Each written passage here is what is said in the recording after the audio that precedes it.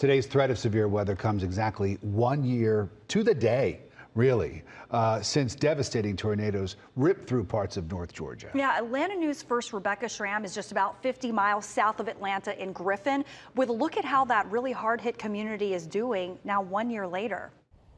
I am just a couple of blocks from downtown Griffin, and you see this house that was nearly split in half when the tree fell. Well, besides the tall weeds in the front yard and some limbs cut from the top of the tree, it looks just like it did 1 year ago.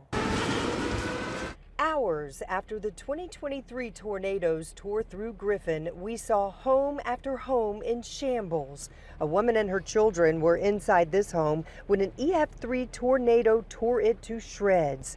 They survived without a scratch, but it turned their lives upside down. This is what the property looks like now.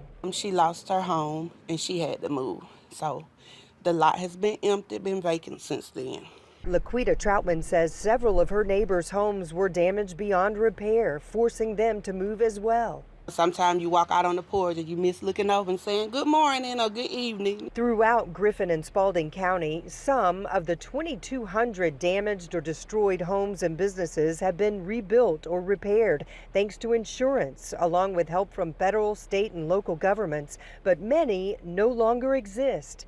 This Hobby Lobby store, which had chunks of its roof blown off, is almost ready to reopen.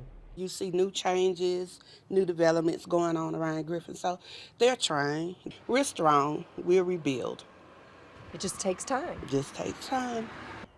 Now, as you can imagine, there were some injuries during those tornadoes 1 year ago, but amazingly, not a single life was lost. In Griffin, Rebecca Schramm, Atlanta News First. Thank you, Rebecca. And you know, in less than 30 minutes from now, Atlanta News First will give you a deeper look inside those communities that are still being impacted today. We look at the latest on the rebuilding efforts that are still underway, and you can watch that special coverage on Atlanta News First Plus. You can find ANF Plus on Roku, Amazon Fire, Apple TV, or really wherever you can stream.